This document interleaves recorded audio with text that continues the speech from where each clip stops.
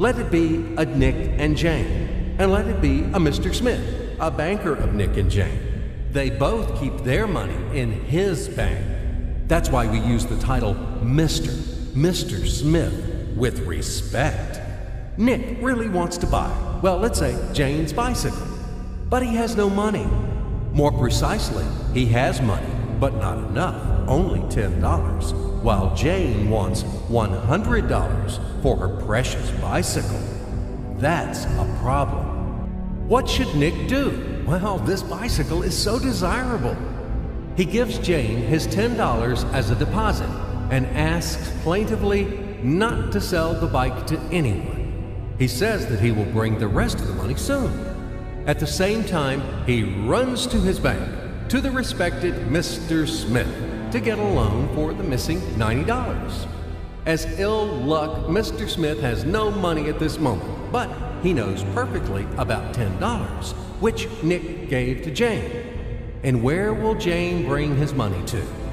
That's right, she will put these $10 in her lovely bank, to the same Mr. Smith. Therefore, Mr. Smith asks Nick to come back tomorrow, in the hope that tomorrow he will get these $10. And everything happens this way. The next day, Jane brings $10 to the bank. The bank provides Nick these $10 on credit. Nick immediately gives them to Jane. She again puts them in a bank. The bank again provides Nick these $10 on credit, etc. As long as Nick the fool will gather enough money for the bicycle. Don't you get confused yet? Be patient, I told you. These demons have been trying to confuse you during 1,000 years. These damn economists and financiers. But anyway, we will figure everything out.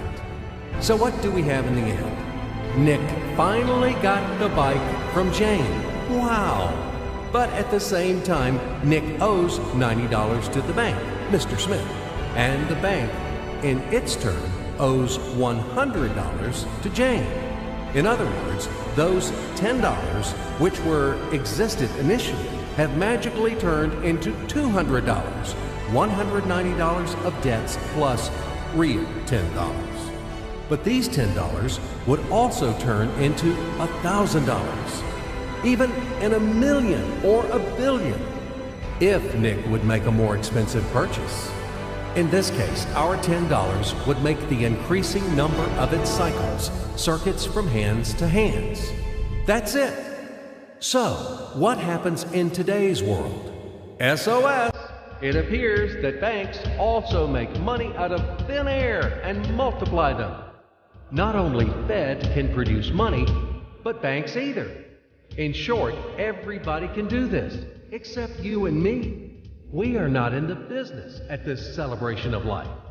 I would like to print or draw some money as well. In fact, these banks multiply money without any control.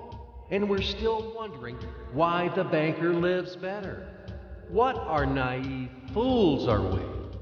Now it is clear why. The one who produces the money, of course, lives better. But this is not enough.